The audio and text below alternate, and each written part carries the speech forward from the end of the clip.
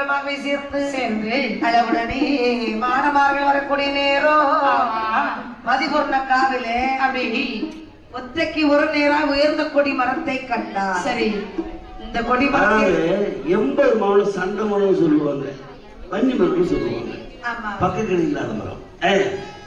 அப்படி வந்து பார்க்கக்கூடிய நேரத்தில் அப்படி அந்த கொடிமரத்தை உரைத்திருக்க வேண்டும் என்று சொன்ன உடனே பார்த்தான் சுடலையாண்டு இந்த கொடிமரத்தை ஏறிட்டு பார்க்கிறான். சக்தியம்மை சொல்லியிருந்தான், எப்பா மாயாண்டி ஏன்பா நீ கொடிமரத்தை பாக்குறீ, என்ன விஷயம்?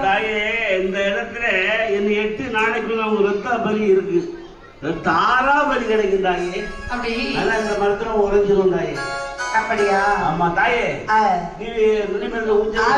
சொன்ன உடனே இந்த கொடிமரத்தில் உடைந்திருப்பதற்காகவே அம்மையான பிரம்மசக்தி, கொடிமரத்தில் பிரம்மசக்தி, நுனிமரத்தில் பிரம்மசக்தி, பிரம்மசக்தி ஆடுறாளா வாடுவாளா, கட்டி ஆடுறாளா வாடுவாளா, பிரம்மசக்தி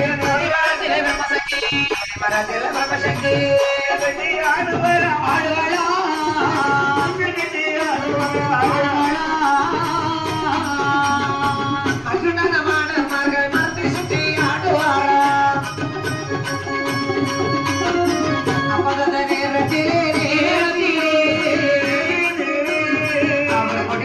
உரைத்திருந்தார் சுடலை ஆண்டி.